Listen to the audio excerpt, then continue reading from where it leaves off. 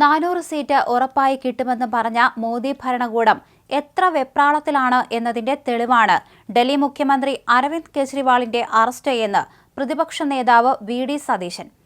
തെരഞ്ഞെടുപ്പിന്റെ സാഹചര്യത്തിൽ കോൺഗ്രസിന്റെ ഫണ്ട് മരവിപ്പിച്ച് കൈയും കാലും കെട്ടിയിടുന്നു. കേന്ദ്ര സർക്കാർ അന്വേഷണ ഏജൻസികളെ ഉപയോഗിച്ച് ഭീഷണിപ്പെടുത്തി ഇലക്ട്രൽ ബോണ്ടുകൾ വഴി ഫണ്ട് സമാഹരിക്കുന്നു. ജനാധിപത്യത്തിന്റെ ശ്രീകോവിലെന്ന് നമ്മൾ അഭിമാനിച്ച രാജ്യത്ത് മോദിയുടെ ഏകാധിപത്യമാണ് നടക്കുന്നതെന്ന് സതീശൻ പറഞ്ഞു. കണ്ണൂരിൽ മാധ്യമപ്രവർത്തകരോട് സംസാരിക്കുകയായിരുന്നു അദ്ദേഹം. ദേശീയതലത്തിൽ പ്രതിപക്ഷ രാഷ്ട്രീയ നേതാക്കളെ വേട്ടയാടുന്ന കേന്ദ്ര ഏജൻസികൾ കേരളത്തിലെത്തുമ്പോൾ നിശബ്ദരാവുകയാണ്. ബി.ജെ.പിയുമായി കേരളത്തിലെ CPM നേതൃത്വത്തിനുള്ള ബന്ധമാണ് ഇതിന് പിന്നിലെന്ന് സതീശൻ പറഞ്ഞു.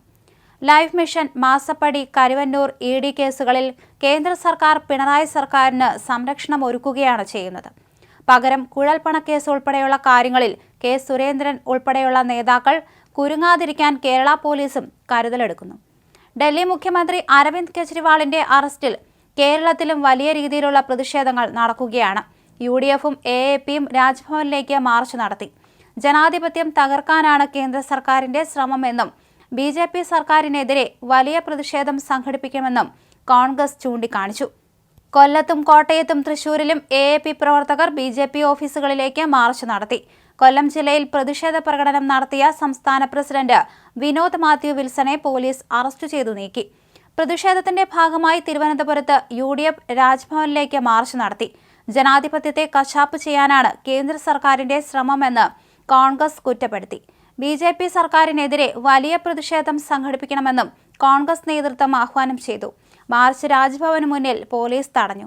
Sasi Tharoor, CP John, Palode Ravi, N Sakthan തുടങ്ങിയ നേതാക്കൾ പ്രതിഷേധ മാർച്ചിൽ അണിനിരന്നു. കോട്ടയത്ത് ഗാന്ധി സ്ക്വയറിൽ AAP പ്രവർത്തകർ പ്രതിഷേധ യോഗവും BJP ഓഫീസിലേക്ക് മാർച്ചും സംഘടിപ്പിച്ചു. പ്രതിഷേധം സംസ്ഥാന vice president doctor Sini Philip ഉദ്ഘാടനം ചെയ്തു. പ്രവർത്തകർ നാഗമ്പടത്തെ BJP ഓഫീസിലേക്ക് നടത്തിയ മാർച്ച് പോലീസ് തടഞ്ഞു. തുടർന്ന് MC റോഡ് ഉപരോധിച്ച പ്രവർത്തകരെ പോലീസ് അറസ്റ്റ് ചെയ്തു നീക്കി.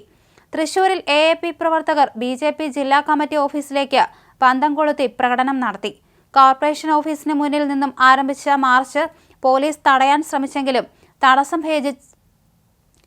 തടസ്സം ഭേദിച്ച് സ്വരാജ് റൗണ്ട് വഴി BJP ഓഫീസിന് മുൻവശം വരെ പ്രവർത്തകരെത്തി.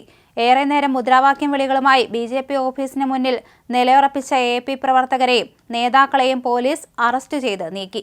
എന്തായാലും EDയുടെ കസ്റ്റഡിയിൽ 10 ദിവസം അരവിന്ദ് കെജ്രിവാളിന് തുടരേണ്ടി വരുമോ എന്നാണ് ഏവരും കാത്തിരിക്കുന്നത്.